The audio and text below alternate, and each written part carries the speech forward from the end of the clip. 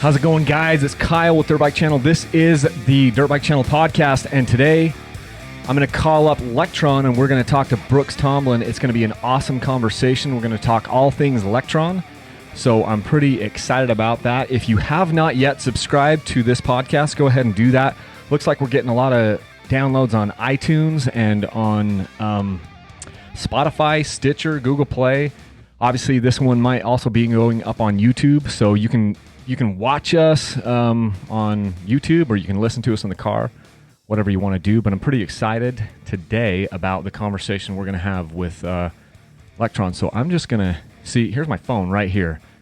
I've got this fancy dancy thing right here, and I'm just going to dial up my friends over here at Lectron. Lectron, Brooks. Hey, Brooks. It's Kyle Brotherson here. Can you hear me? Yeah, I can hear you. Cool. Well, I've got my recording software going here, and I think we're ready to go. Are you still okay to chat for a little bit? Yeah, I'm ready whenever you are. I've got some fun stuff to talk about, I think. Cool. So just a little bit of an introduction for everybody out there. This is Lectron Fuel Systems. These guys have been around since about 1974. And so longer than I've been around. And I've been kind of playing around with Lectron carburetors for, 4 or 5 years now.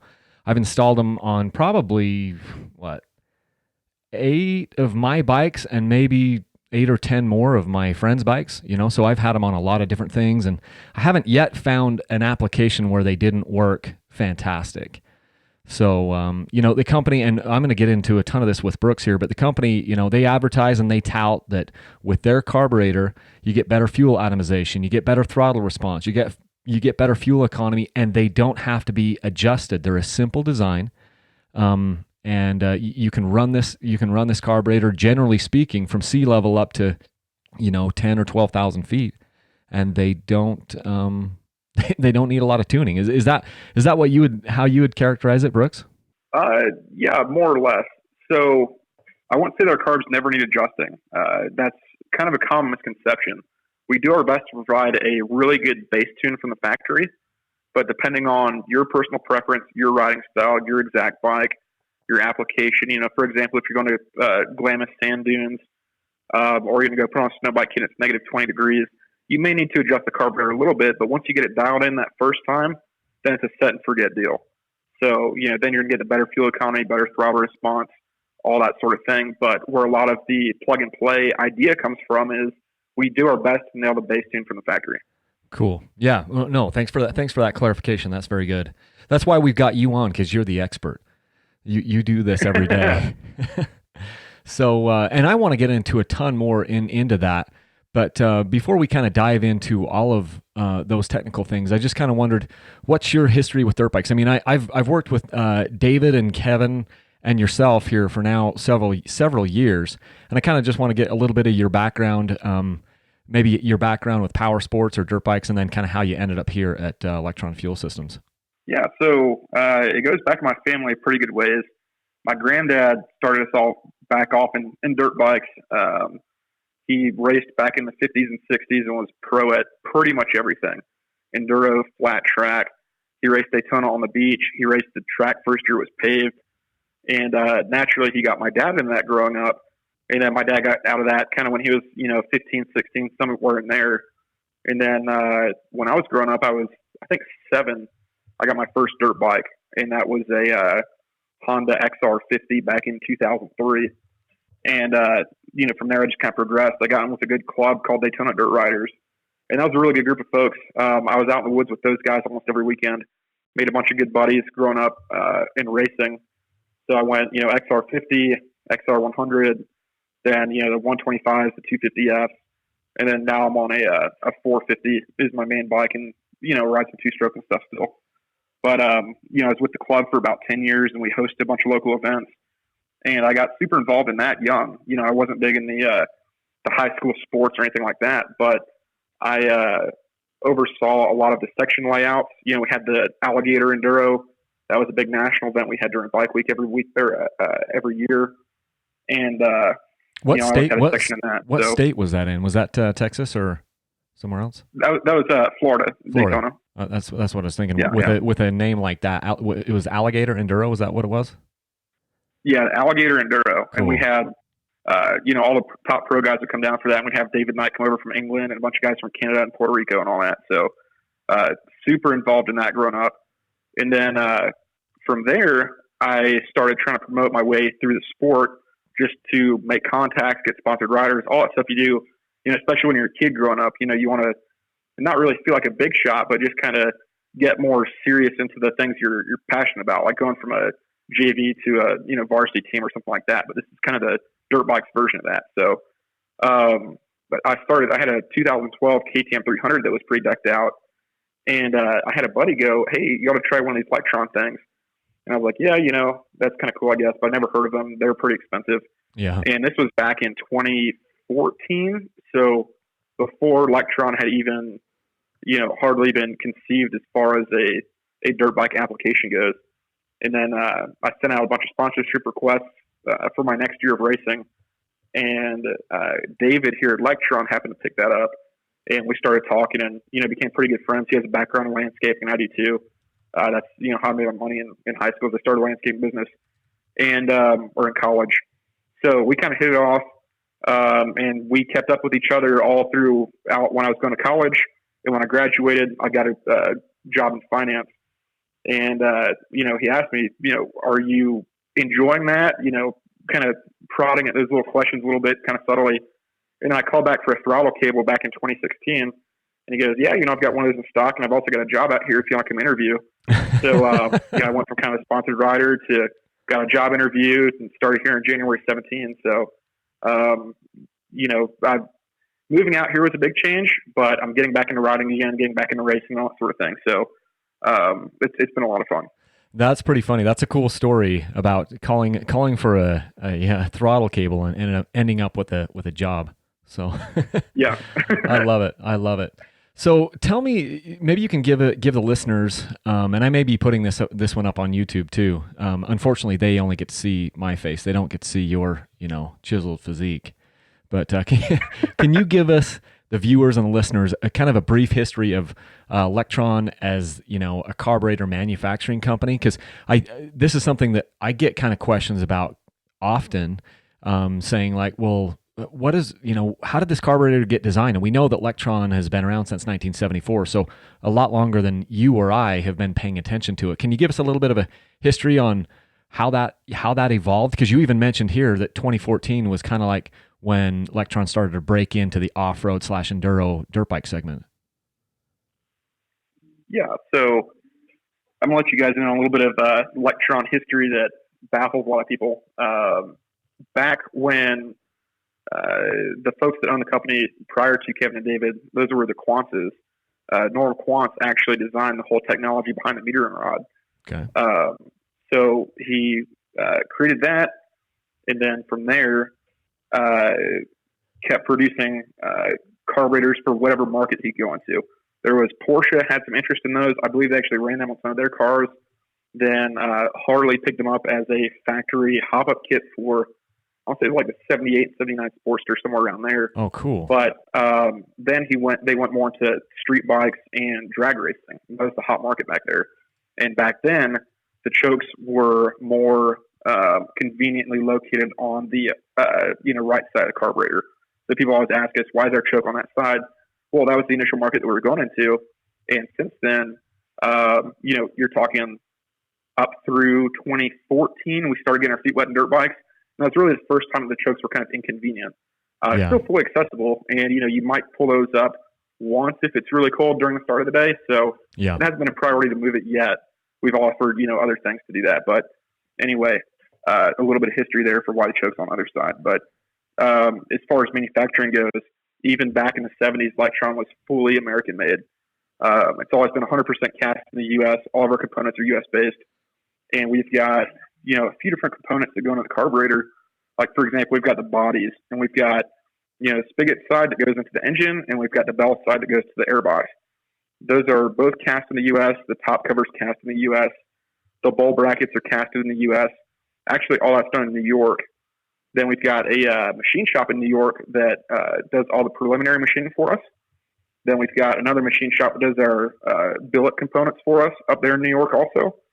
Then we do the final fit, machining, assembly, and all that sort of thing in our location here in Texas. So if you call them with a custom application, we'll take a mostly stock carburetor, do the modifications here for fit, and then we'll send it out to you.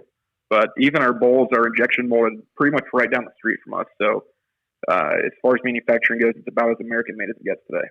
That's cool, and I'm glad that you shared that little tidbit with us. I just assumed that all of this was happening down there at the factory in Texas, so it's happening all over. That's pretty cool. Very good. Yeah, all over, but all in the U.S. because you've got a lot of different components that go into it. We have the whole foundry that does the actual casting process in the mold, and that's a very, very complex business and takes a certain blessing from the EPA to be able to be in that business now. And then, a lot of different technical abilities there. Same thing with the machine shop. So we've got what we do really well here in-house, and the things that other people have more technical abilities with, we let them do it to help provide the best product that we can. No, that's cool. So, and I love the background about the choke being on the opposite side. It's a story that either David or Kevin told me back in the day. But in order to move that over to the other side, to the left-hand side, it's an entire redesign of the carburetor, and that's just an incredible expense, right? And then maybe it has to be then approved again by, or how would that work if that was had to come to pass? Yeah, so when you look at the carburetor, you see, okay, the choke's on the right side of it. Uh-huh.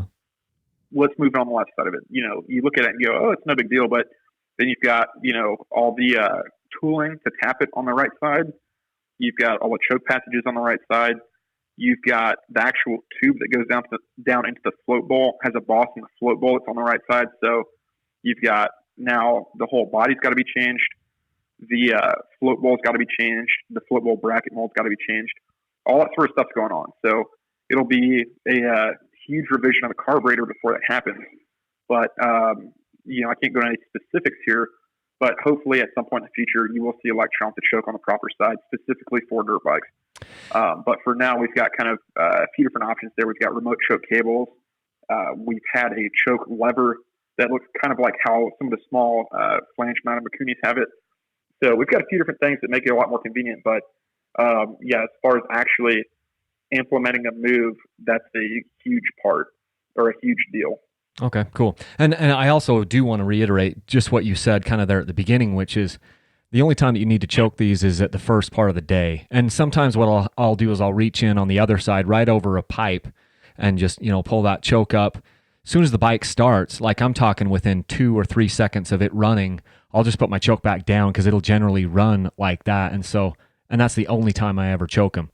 And I don't even have to choke them all the time. We're just talking about if it's really cold, So there are many days that I've gone out to my Lectron installed bikes and started them, even when the engine is room temperature without a choke. So it's a minor thing, but I agree with you. It isn't a major issue. So that's me just talking about it having on multiple applications. I think the hardest one for me to do is on my son's 65. So I've got one son with a Yamaha 65. It's easy to get in there.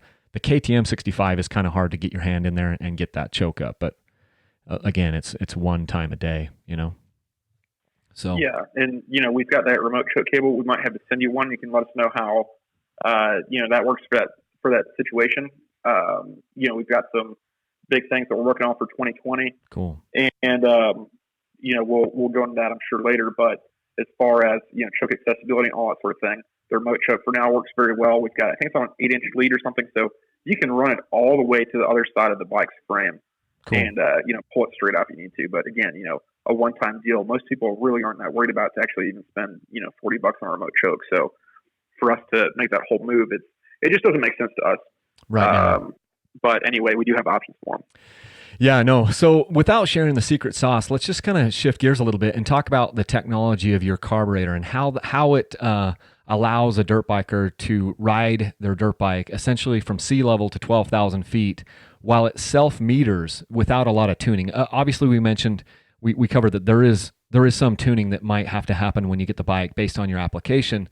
But for the most part, once you get it dialed in, it meters and controls itself, in when we're talking about differences in elevation and differences in temperature, which is really density altitude. So what it's doing is it's metering or adjusting itself for density altitude. Let's talk a little bit about how that works for the lay person, because when I first heard about that, I thought it sounded too good to be real. So how does that work? So it's actually pretty simple. Let's say, the example that we like to give a lot of times is you take a rock and you've got a quick moving stream, and you throw that rock in the stream. All of a sudden you've got an eddy behind it. You've got essentially a body of low pressure behind it, or if you're drafting behind a semi on a highway or something like that. Turbulence, you've got that spot of low pressure where everything's rushing around it. Well, let's say you choke that down a lot to where now the river is a lot narrower right around that. Well, now that low pressure spot gets to be a lot bigger, it's a lot more emphasized. Same thing with our metering rods. So you put that up against a vacuum that's 1,000 times stronger, we'll call it, than the signal behind a rock in a stream. You've got some serious lift behind it. And then, of course, the metering rod goes down through the bore into the pickup tube of the carburetor, and that goes straight to the float while it has fuel. So now the vacuum rushing around that metering rod creates such a strong signal that it actually pulls the fuel up the metering rod, fans it out, and kind of sprays into the motor. So you go, the whole fuel delivery is based off of the density of the air. You go up in elevation, the air's not as dense, it doesn't have as much lift. You go down in elevation, the air's better, it has more lift, it's going to kind of richen itself up like that. Wow. So same thing with humidity, temperature, any sort of barometric condition like that. It's really going to affect it like that. Now, obviously, you've got a set of parameters around that too. So, let's say you live at 12,000 feet, you put a super lean metering rod in your carburetor and you lean it out just to the ragged edge of lean at 12,000 feet or 10,000 feet. And you go down to sea level, your bike's going to be obviously too lean. So what we try to do and try to emphasize to our customers is what you need to do is get a good middle of the road tune where your bike's going to run really, really well. And then you'll be able to go through any normal elevation change, any normal temperature change, anything like that, any typical riding condition, and not make any adjustments. But like I was saying before, you go outside of those parameters, let's say you go into, negative 20 degrees up at 10,000 feet, and you put a snow bike track on your bike where you've got a ton of load on it. Well, that's outside of any realm of, feasibility for something to compensate like that. Fortunately, with ours, it's about as easy as a power jet adjustment. Reach down with a screwdriver and you're good to go. Maybe tweak the metering rod if you're doing some really serious deep stuff at low throttle, but usually you're not in those situations. So, you're talking about a 10-second to maybe 5-minute adjustment to get it to where you're going to actually have a very well-performing bike in those extreme conditions. So, again, what you're shooting for is just a good middle-of-the-road tune, and that's going to be different for everybody. Sea rider, they're going to have a different middle-of-the-road tune for how their bike wants to perform versus, a top GNCC racer. You put the top GNCC racer on a Sea Rider's bike, and chances are they're going to blow it up because the Sea Rider likes to be super crisp, super quick revving, all that sort of thing. The Pro Rider likes it to be super rich, super torquey, and be able to get that motor's lubrication that it needs under those extreme situations. So a lot of it depends on your bike, your application, your personal preference, but set it up, get it to where the bike runs well, and then anywhere you want to go, you're good within, a realm of feasibility. Yeah, I like that. I like the whole middle of the road idea. It's funny because a lot of times I feel like I grew up reading magazines, and even just 5 years ago, you'd read articles in magazines and they'd be talking about how sensitive the two strokes are, and a lot of them were, these articles were based out of California, and they would say, we climbed about 1,200 feet and then our bikes weren't running quite as good. And I'm just sitting there going, there's something else wrong. I mean, these aren't that sensitive, especially if they're set up properly. Because I'll take, even if I have a bike that doesn't have, the fancy Lectron on it, I can gain a lot of elevation without my bike completely running like a dog. The nice part about having the Lectron on there is I feel like it runs crisp and clean at any elevation that I go to, whether that's 2,500 feet or 11,500 feet. They just have a consistency to them that is really unrivaled with any of the other carburetors that I have tested. And so they've been awesome, and I haven't installed Lectron on all my bikes because I sucker through them so fast a lot of times. But if I have one that I'm having a little bit of trouble with, where I can't quite tune it with jets or needles, then I have always gone to the Lectron, and they have always performed well for me. I haven't yet seen an application, a proper application of your carburetor where it didn't improve the overall performance. So that's been really awesome for me to notice over the last few years. Yeah. You've got to consider, what is a manufacturer looking for when they choose a carburetor? They're looking for, what can we get cheap and will work usually well enough. So compare that to a top-of-the-line performance carburetor from a company that specifically sets out to go outperform every other carburetor on the market. We don't want to release a product that doesn't at least, eclipse the OEM carburetor in some way. It's pretty much always going to be fuel economy, and then it depends on, a lot of it's tuning and personal preference for where else you want the carburetor to outperform it. So we can make it to where it's going to outperform. It's going to do what you want it to do, where you feel the OEM carburetor is lacking. That's what we set out to when designing new products. So it's funny, we get a lot of questions. Well, I've got a DRZ 400. Is your carburetor better than, the stock carburetor, an FCR, or something along those lines? And, the answer is always yes, absolutely, because that's what we had that's what the target was on when we designed our carburetor. The Key and Air Striker, it's a very common carburetor that people like, that's a jetted carburetor. Well, guess what we had on our dyno we're running against? Guess what our field testers had on their bikes that we were going against? Yeah. We're not setting out there to be second best when we're charging for a top-of-the-line performance carburetor. So, that's something a lot of people have to take into consideration when they're considering carburetors is, one, why did the manufacturer go with it? And two, what are these people setting out to do? And obviously, we've got a market that is the typical high-performance, two-stroke, off-road guys that like, ease of use, fuel economy, and that sort of thing. Yeah. So, that's a lot of what we set out to do. Yeah, no, that's great. So tell me, obviously this audience is all about dirt bikes. That if they're listening to this, they're into the enduro dirt bike segment. But can you tell us about some of the other? I mean, I know we talked about earlier Harleys and some different street bikes. Tell us about some of the other applications where the carbs are still being used currently. I mean, are drag racers still using them? I mean, you've got a BMW right here as one of the pictures on your homepage. So you still selling a lot of carburetors to BMW, street bikes, Harleys, or are there even other applications like personal watercraft or something that I haven't covered? Yeah, so the BMW that you're looking at, I believe that's done by a company out of Australia for a land speed bike. I'm not sure if it's an R100 or an R80 right now. It's not in front of me, but either way, it's a pretty sweet bike. Land speed is a discipline of motorcycle racing that a lot of people still use their products in. Drag racing, we're out there setting records pretty much every event. We actually have one group that set the fastest nitrous pro street bike carbureted record, and they put a set of our throttle bodies on there, and they reset the record for that. Wow. And now every time they go out, they're resetting that record again. So, we've got the drag racing, the BMW land speed stuff, the BMW street stuff works awesome. We're on competition hot saws that have 300cc dirt bike motors in them, usually running on alcohol or some crazy race gas. We do, paramotors. We do no personal watercrafts yet. That's actually a big market that a lot of people have been pushing me for lately. It's just a completely different style of carburetor. So we may see something down the line for that, but not just yet. Right now our most recent release was the new Gen 2 4-stroke carburetor. Okay. Or I should say not our newest release, but our newest line. And that's become very popular on like the XR650Ls and the Rs. The Harleys, they use a variation of the Gen 2 4-stroke carburetor.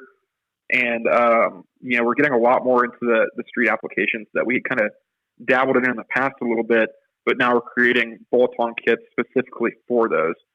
So where we've had the technology in the past, now we've spent a lot of time refining it to make it easier on the user's end or the mechanic's end that might be installing it that's not familiar with our products, or however we want it to be, as simple as possible and as good out of the box as possible.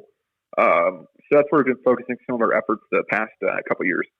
Yeah, I like that. One of the things that I've noticed about the way that your business has evolved, at least just from my perspective as an outsider, is that when I first looked into Lectrons, I don't know what it was, 2015, I felt like I was confused on exactly what I would need. And now when you go to lectron.com, the website has been updated and you're selling, kits. So the main thing is you've got 2-stroke kits, 4-stroke kits, and then you just select here on the website, it's electronfuelsystems.com.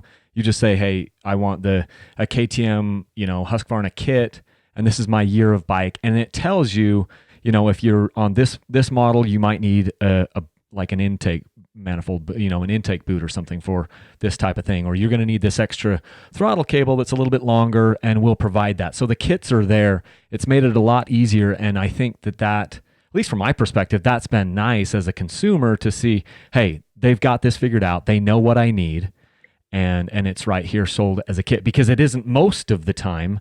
It isn't just the carburetor you need. You will need most of the time a little bit longer throttle cable. And you might need a different air box or a different air boot on some of the models. A lot of them don't need that, but almost everything needs the little bit longer throttle cable. Is that right? Exactly. Yeah. So mostly the 2017 and up KTM's are the ones that the kits get a little bit busy with. You need a domino throttle, the cable, the carburetor, of course. We have an adapter cam so you can run your stock ODI grips if you want to. And then there are a couple models that do need a shorter intake flange. Yeah. But again, it's as simple as you said. The website, that's actually been, kind of my baby. I saw all that stuff up. I know nothing about Lectrons, but everyone's talking about them. I want one. How do I get it without being scared away? So Yeah. click on the kit, buy the kit. You've got everything you need in your hands. Super easy to install. Usually you need, a Phillips screwdriver and an 8 millimeter socket, and that's about it. So, we're trying to make it as easy as possible now. Yeah, I love it. And then even this year, so little history, I guess maybe for some of the listeners. A couple of years ago, the carburetors for, say, a modern KTM or a modern like a YZ250 or something like that, the carburetors were a 36 millimeter carburetor. And then here in the last couple of years, it was updated, and you started pushing everything towards the 38 millimeter high velocity. And then this year, specifically kind of in 2019, that has been retooled and refined down to the H series carburetors. So just in a short amount of time, there's been a number of little tweaks and little refinements there. Can you tell us a little bit about how the testing the testing process goes and how you improve these products? You talked about having test bikes down there. Are the bikes being dynoed? What sorts of like flow testing is being done? Just maybe enlighten us on how these new products and refinements come to pass. Okay, yeah, absolutely. So, like me, you got started off with Lectron early into when they first started getting into dirt bikes. And at that point, you had the option. You could buy a 36 millimeter carburetor or a 38, depending on what you wanted to do. So, all of our carburetors operate off of Venturi. So you've got basically an hourglass tip on its side. You've got an open point, a tapered down point, and another open point on there. And all of our standard carburetors were, say 36, with 36 on the engine side, 34 in the center, 36 on the air filter side. So you had a 2 millimeter taper. Same thing with a 38, 38, 36, 38, same deal. Well, we had guys that had 36s and wanted a little bit more top end. We had guys that had 38s and wanted a little bit more bottom and mid. So we took the customer's feedback and went, how can we make this happen? And we put the carburetor on a flow bench, or both of those carburetors on a flow bench, both of them on the dyno, looked to see how they overlaid on, several bikes, 150s, or I guess back then, it would have been a 150 or a 144, one of the two. 125s, 250s, 300s, all different transmissions. We wanted to see what was going to be affected as far as the performance on the dyno goes. Then the field testing, our own, with our own rideability, how we liked it. And then we wanted to get it out to some of our beta testers, which would have been me back in the day, to see kind of what the feedback was on that. And try a couple different metering rods, a couple different tunes. And as we get, 10 or 15 of those out there, we could gauge kind of what the audience thought of that. And again, it came back with 36 millimeter carburetor owners wanted more top, 38 millimeter owners wanted more bottom and mid. So we took that, going back to that hourglass on its side type visual, instead of going from 38 to 36 in the center of where the metering rod is, and then back to 38, we put the high velocity insert into it, and went from about 36.5 millimeters on the engine side, because you've got to count for the insert, to 34 at the slide, to 38 at the airbox. And that worked really well to kind of bridge the gap for the time being. And then, we got some more feedback, guys going, that worked, but I want more hit yet. And, the guys are saying the top end rips, it screams, it's awesome. So we went back to the drawing board and thought, okay, what can we do there? So we decided to bore out. And when I say bore out, it's not as simple as throwing a carburetor body on a lathe. So I don't want anybody with a 36 millimeter Lectron to go to their, local machine shop and try this, because it's very, very specific in how you do it. But anyway, we took existing carburetors, modified them into what was going to be our sample or our prototype, created new inserts, flowed them, and we've got flow benches to where we can actually test the pickup at the metering rod in the flow bowl, see how much vacuum it's drawing, how we can angle the vacuum, taper the carburetor, do it all different ways. And what we ended up with was, going from the 36 and 38 to the 38 HV. That was kind of the bridging of the gap that worked very, very well, to taking our customers' thoughts and concerns and turning that into the 38H series. And, it went from the 2 millimeters of taper with the standard carburetors to the 2.5 with the 38 HV, to now it's a full 4 millimeters of taper, and it's a pre-molded bore. So these are off a completely new mold. They work just outstandingly better for bottom end performance. And the way that is the bore goes 38, true 38 on the engine side, true 34 at the slide, true 38 on the airbox. So that added about 60% of the taper to the bore, threw that back on the dyno, got that out to a bunch of our beta testers. And this was as early as November of 18. The official launch date for the 38H series was August 1st of 19. So a ton of testing went into this, a ton of feedback, a ton of refinements, and a ton of dyno testing, going back to the drawing board, finding new meter and rod settings, finding, if we want to alter the power gen at all, how it affected the bikes in, winter of last year, how it affected them as the seasons changed, if it actually needed to be adjusted for the extra vacuum that it had, how, if we needed to refine it at all, if they had enough hit, too much hit, and what we could do to make that match what our consumers were saying. Because, let's say I go put it on a bike and I have my specific riding style, my specific tune, and I go, man, this is the best thing ever. Then we get a couple of those out there, and our testers say, hey, it's not really on the mark that we want. Well, we've got to go align our efforts to make it work for them too, and really take that into consideration. So my role here, if you call Lectron, I'm probably going to be the person that picks up, or one of them. It's myself, Kevin, David, and we have a few more sales reps that just started recently.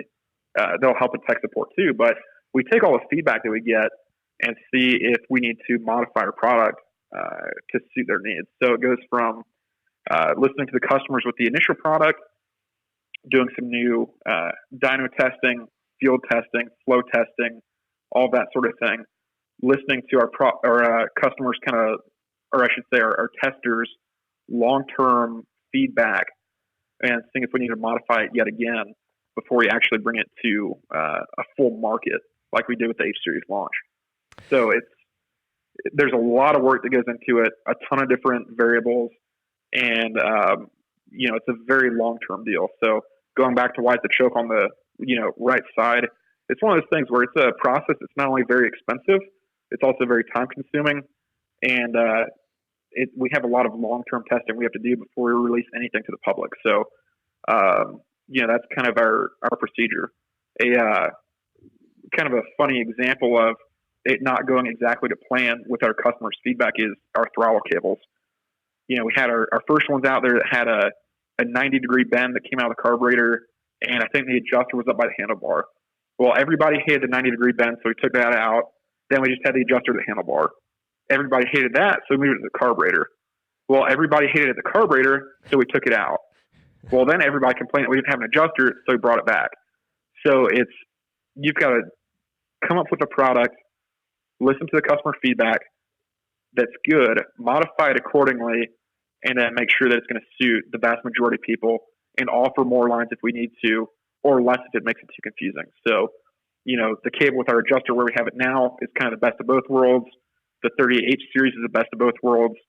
And frankly, the H series is so good that it outflows, or it has more lift at lower throttle positions and lower RPMs than, say, a 36, and it revs out better than a standard 38 does. So, we've been able to improve our technology in such a way that now you truly have the best of both worlds. There's not anything else out there that's going to flow more on your bike than, not so much than our carburetor can do, because we do offer 40s, 44s, and, up to even a 60 millimeter carburetor for drag racing, but in a way that the engine can actually use it. So That's kind of a long story, but anyway, it's a very long process. No, I love it. I think that's super interesting. I know the viewers are going to find that interesting because I was just eating that up. I love the fact that there's a lot of testing going into this. Some of it is on a bench, some of it is on a dyno, some of it is, and then there's a ton of real world application because something that a lot of people don't understand is it isn't always just throw more power at it, because there's a balance there to be obtained. And so what you're trying to do is make a carburetor that works for a wide range of people, and it works well in so many different situations. And the only way to do that is with testing and refinement. And I love that. Now you've got 60% more taper on the bore, to a full 4 millimeters of taper on that carburetor. And it almost sounds like that the 38 high velocity was kind of the stopgap in between the old standby 36 and what you have now with the 38H series. I just love to hear kind of the history of all of that. So thank you for that.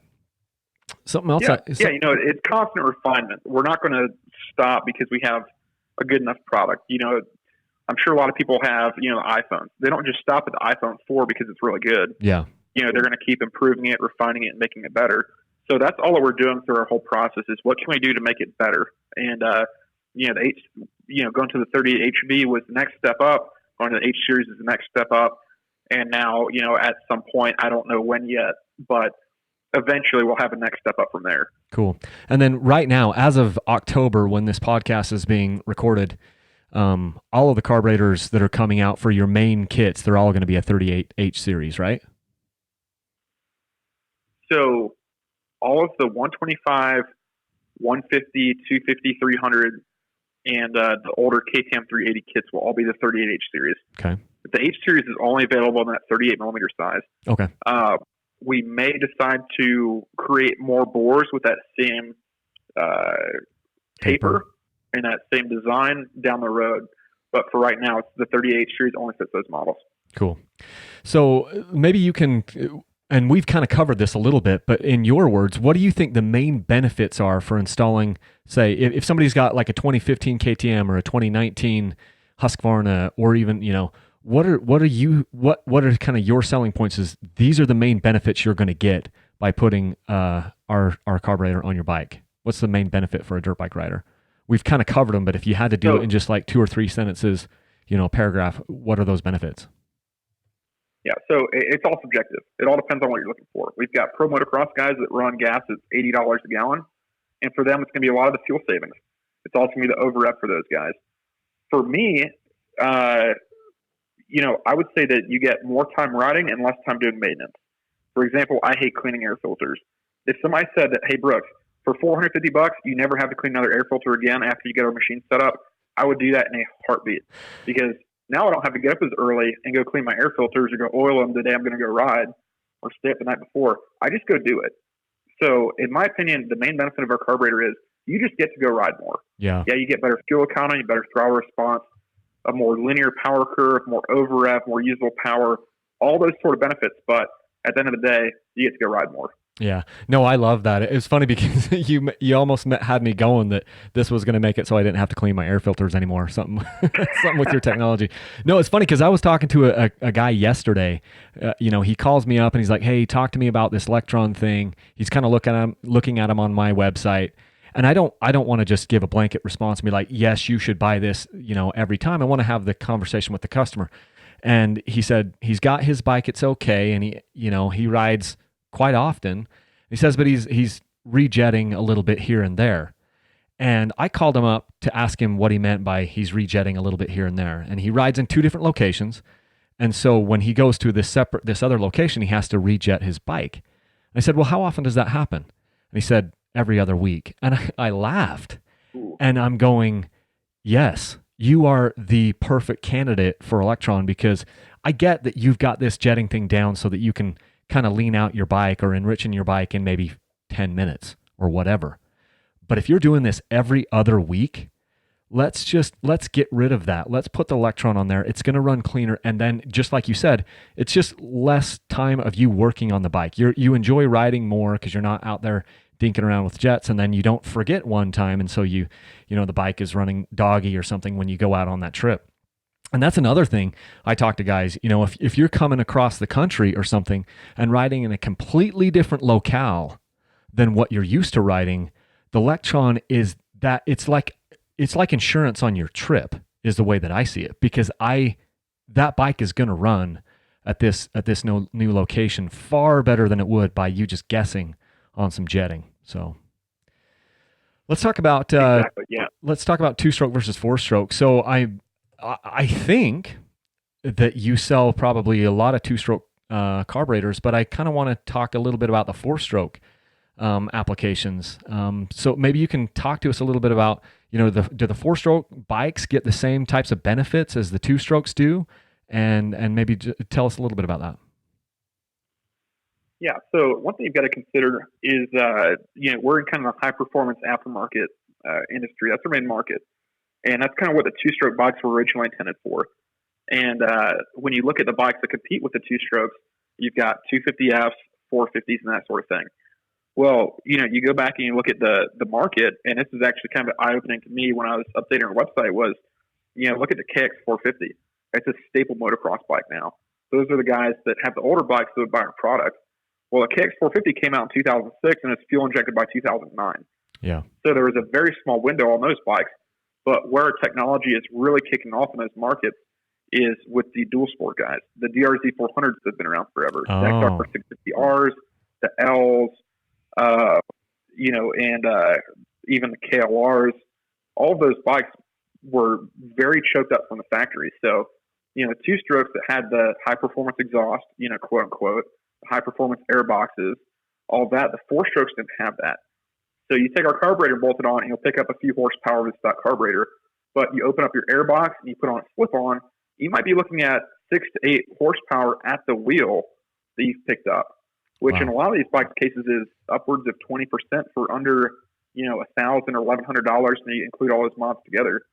So the benefit is, as big, if not greater than on the 2-strokes. And the Harleys that already came more or less performance oriented. And I'm sure a lot of your dirt bike guys are going to laugh when I say Harley and performance. But, they've had good air filters on there. They've usually got pretty good pipes on there. But the stock carburetors are made for rideability. They're usually CV carburetors, constant velocity. And they've got usually really small fuel tanks on them. So they're looking for rideability and fuel economy. Well, our carburetor gives you rideability, more power, and fuel economy. So it's a complete update. And on those, same kind of deal as the adventure bike and the dual sports. You're picking up 15, 18, 20% horsepower just by bolting on our product. So it's just a massive improvement. And, like the carbureted dual sport bikes, the Harleys have been around forever. And a lot of them weren't fuel injected until 2006, 2007. So you've got literally millions of them on the road still. So we focused a lot of our efforts on creating the easy to install, easy to tune, just simple Harley carburetor kits. Just like we did with the off-road side, we had all the custom stuff available 20 years ago. But now we're doing the user-friendly bolt-on stuff, and that's where it's really kicking off. And we're seeing a lot of the gains in those bikes. That's cool. So if my dad hadn't sold his 81 lowrider, we'd be looking to put an Electron on that bike. That dang guy, he sold that thing too early. Now his only Harley is like an 07 Deuce, and it's fuel injected, so can't put Electron on that one. Let's talk a little bit about let's talk about the metering rods, because this is one of the areas that I think you guys are always doing constant testing and trying to refine the metering rods, because it helps. That's where the fuel is being lifted up and then going into that. Obviously, it comes up into the Venturi, and then the fuel is atomized there as it enters into the motor. Seems like if I've got Electron carburetor and let's say this year I purchase, or last year I purchased a 38 millimeter carburetor, and it was for a KTM. And then next year I switch over to a Beta. There's probably a really good chance that I can just get a different metering rod, and then get the baseline adjustment for that metering rod, put it in my slide, and it will work. Is that the case? Yeah. So you can really break carburetors into a few different categories. The 125s to 200s all usually take a 5-1 rod. The 250s and 300s usually take a 4.2M or a 4.2 rod, and we've got alternates for those. And 500s usually take a 5.2 or 6.2 rod. So when you're looking across the spectrum for the 125s to 300s, you're going to use a 38H series carburetor, and either usually a 5.1 or a 4.2M rod. So yeah, a lot of the carburetors will swap across platforms, but then again, we've got the bikes that are model specific, like the YZ250s, the YZ125s, the RMs, that sort of deal. So a lot of the European bikes, yeah, you can swap them across. Shercos are the exception to that, because they're very, very tight and they take a custom carburetor. But let's say you have your son that wants to ride a YZ125, and you have a YZ250, and he's ranting and raving about the carburetor, and you're not sure if you want one for your bike yet. Well, yeah, you can pick up a new slide and rod and put it on your bike and test it, and hopefully get hooked and purchase one yourself. So, there are different categories that are obviously not compatible, but a lot of times you can't swap them across bikes. That's cool. I love that. So, one of the questions that I get often, and I'm really interested to kind of hear what your take is on this, is with KTM moving towards this their TPI technology on their two-strokes. Now here in 2020, they sell very few bikes that are carbureted anymore. So what does that do for your company? Because I know the KTM bikes are a big part of your sales. We've maybe already covered a little bit of it, because you're still selling carburetors to Harleys and KX500s and CR500s that aren't even in production anymore. But what is this move to EFI technology? What is your company doing to combat that, or plans for that thing? And what's your view on this? It's one of those deals where I still get calls every day of people going, "Hey, I just heard about your carburetor for the first time. What does it do? Can you tell me about it?" Guys that heard about technology and haven't had 5 minutes to look up a YouTube video or anything yet. I mean, it's brand new, fresh in their minds. Maybe they saw an ad or something like that, but there's still a huge market base out there that does not know who Lectron is or what we do, or have, heard through the grapevine what we do, but they're not prominent enough in their area yet to actually go pull the trigger. So there's still a huge market of carbureted two-stroke bikes out there, even though a lot of the new sales are going TPI. You still got the YZ250 that I can't remember exactly what their sales numbers are, but it's way higher than anybody would expect for their new bikes. Same thing with Beta. We got to talk to the Beta guys a lot when we were at the AIM Expo. And it's one of those deals where they're kind of holding off on going to the fuel injection as long as possible, in, thinking that there may be some event that takes place that pushes out the Euro 4 or 5 or whatever the new emission standards are, that has everybody going to the fuel injected stuff, because that's a huge cost for tooling for those guys too. So if they can avoid it, they're going to try to avoid it as best as possible. So we're not holding on hope that two strokes stop advancing, because obviously that would be, terrible. That could, completely end that market. We want to see the technology progress, and we will have products for that when it happens. So, you look at the TPI bikes, and they've got room for improvement in a lot of cases, and especially on the aftermarket support side. When they first came out, it was, you're going to run our pipe, our cylinder head, all of our own stuff, our mapping, our ECU. And now you've got, a couple companies that have their own ECUs out for those bikes, companies that are doing TPI compatible heads, TPI compatible pipes, all that sort of deal. So, having a throttle body for that's just the next step in two-stroke technology. But at the same time, we're not in any rush to get into that because, pretty soon I'd imagine KTM's going to do the same thing that we did. Listen to our consumers with the, early generations, see what they can do to refine it, and I'll probably have a whole redesigned model in a few years. So we're kind of waiting for that too because there's so little, feedback on the TPI stuff.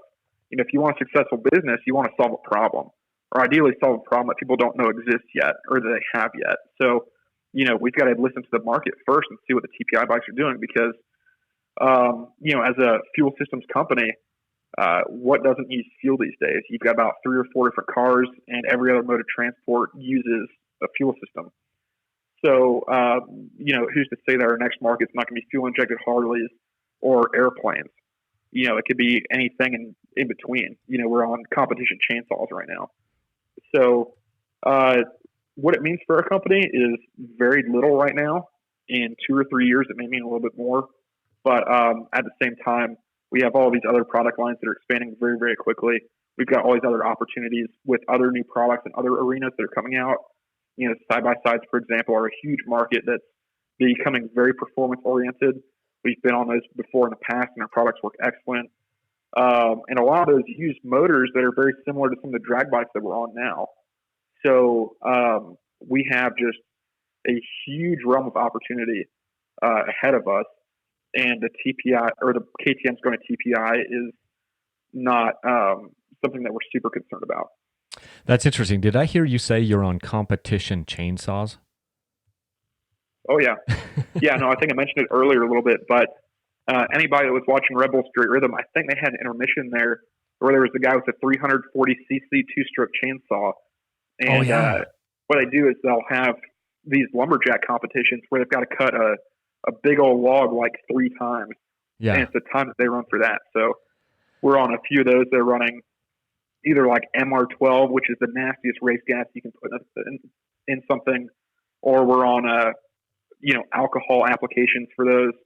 And then we're also big into the go-karts too. So wow, all these super high-end performance things that run these crazy exotic fuels. There's no support for it apart from us hardly. So yeah, lots of crazy stuff going on. That's cool. So just an unrelated topic, and I didn't warn you on this one, but you just kind of brought it up in my mind. What do you think about electric bikes? Obviously, Lectron fuel systems. I think I know what your opinion. But do you think this is a real thing or just a fad? This whole idea of electric. Oh, I love them. You love them.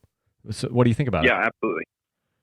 So look at the kids that are living in fairly urban environments. I was one of them growing up, and I had a little XR50 that was a very quiet bike, but I could ride it around my front yard until I got dizzy. You have a lot of people that aren't as fortunate to have that much. I'm not going to say property because it was a small lot, but still, it helps get kids on bikes without having to go as far or putting that pressure on their parents. So in the youth market, I think it's excellent. In the adult market, I think you've got 10 years before it's very prominent, at least 5. You've got a lot of technological hurdles to go over, a lot of safety hurdles, and a lot of implementation costs, like going back to Beta or Sherco. Sherco's been very public about it, and going to fuel injection. It's very, very expensive to do that. So for a company to completely retool to go to an electric platform to that extent, look at Tesla.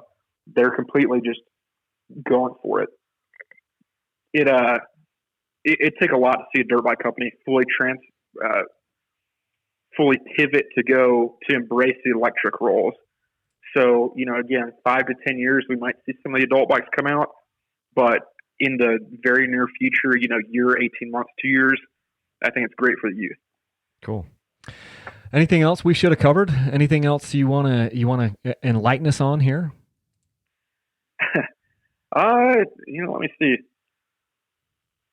I think we've covered just about everything we can think of. So, I'm all set on this end. If you've got any more questions, I'd be happy to answer those. Or if any of your listeners do, I'm sure you can message Kyle or message me on our Facebook page. Lectron. How's the best way for them to get in touch with you? Really, our social media is great. We've been making a big effort to make that a big part of our marketing platform, have equipped people to answer the majority of the questions. Obviously, if you've got a very technical support question, email that to us. But as far as what products we have coming out, what we think about, this or that or anything, we can respond to you very promptly through our social media. So we're Lectron Fuel Systems on Facebook and at Lectron Fuel Systems on Instagram. Cool. Very good. Well, I've thoroughly enjoyed this conversation. I took a bunch of notes here that I'll have down in the show notes and everything. I just want to thank you for taking some time. And it's been a fantastic product. I started using it several years ago and then just started selling it as a dealer here on my website on dirtbikechannel.com. And I take these orders and then I send them over to Lectron. They are essentially then just, made to order and drop shipped straight to customers. I've sold, a significant number for me. I'm obviously not maybe one of your biggest dealers. I have no idea. But the whole point of that is I've sold a lot of these carburetors, and the amount of customer service that I've had to do on the back end is almost nothing. And the reason why that is because it's a good product. I sell other things, even t-shirts. I have more problems with t-shirts than I do with this complex carburetor. You know what I mean? So here's this 400, 500, this item, and I have far less problems with that than I do a t-shirt. And I think that's a testament to the fact that it's a quality product, it's made well, it's designed well, it's tested, and then it goes out to the consumer and it is ready to rock. And I just think that's pretty awesome. So thank you for being part of that. And give our compliments to David and Kevin and everyone else on the team, because I think you're doing a great job. And this conversation has only, kind of solidified that for me to kind of hear what you've got, hear what the testing process is, and just get a little bit broader view of the company. So thanks for taking time. Absolutely. Thank you for having me, Kyle. Okay. I'll cut you loose, and you have a wonderful day. All right. Thanks. Thanks, Brooks. Bye. So there you have it, guys. That was the actual interview here, boom, on my phone with Brooks Tomlin from Lectron Fuel Systems. So it was awesome to kind of get his background. He's been with the company just a short time, and he's been helping to elevate them and get their online presence better, which is awesome. Because if you used their website before, what you have now is a much better, much improved thing on there. So I will go like this and turn on our applause, because that is much improved. And I mean it. If you go to their website, it's very easy to order a product. If you want to help support me, you can order these same Lectron carburetors on my website. It's dirtbikechannel.com. I then turn around and send that order over to Lectron, and it's drop shipped to you. The process usually takes about 2 weeks, sometimes 3 weeks, depending on how busy they are. So I do not stock these things. If you need a carburetor immediately, there are other dealers out there that stock them. So I'm not going to lie. I'm not the only person to get it from, but the carburetors are all the same price, I think, no matter what. The only benefit of you ordering it from me is then you're helping to support what I'm doing, helping to support this podcast, helping to support my family. And right now, if you do that before... if you order your carburetor before December 15th of 2019, it gives you a bunch of entries for the sweepstakes, which I'm doing for those 2 dirt bikes that I'm giving away. So you might buy a Lectron and come around with the dirt bike. It's funny too, because one of the bikes that I'm giving away is my 2019 KTM 250XC, and I put a Lectron on that bike because I wanted to make sure that the thing was going to run dynamite wherever in the country that it gets delivered to. And so I rode it for the first, I don't even know how many hours. I rode it for 20 or so hours And then I installed the Lectron on it, and I think I've only taken it for like one ride since I put the Lectron on it to make sure it's good to go. And it's going to go out to one of you guys out there. So that is what I have for you. Check out. Here's my end bumper music right here. If you can, sometimes I don't turn that up loud enough at the end so you can't really hear it, but I'm going to turn it up to right about there. Yeah. So this is my ending bumper music for today. If you like these podcasts, please let me know. Please do a review on iTunes, do a review on Spotify, give us a rating. It helps other people to find the podcast. Share them with other people. If you like these types of things to be up on YouTube, let me know down in the comments. It is a lot more work for me to put these podcasts up on YouTube. So I want to know if this is something that you guys like to see on YouTube. I know people are listening to them in the car and doing it in a lot of different places. So I've had some pretty good feedback on the podcast so far, but I need to continue to get that feedback and continue to get distribution out there for me to continue doing this. I like doing it. It's just kind of an experiment. So anyway, I really appreciate everything you guys are doing. Again, go over to dirtbikechannel.com right now to get entered to win those dirt bikes. And that's all I got for you guys.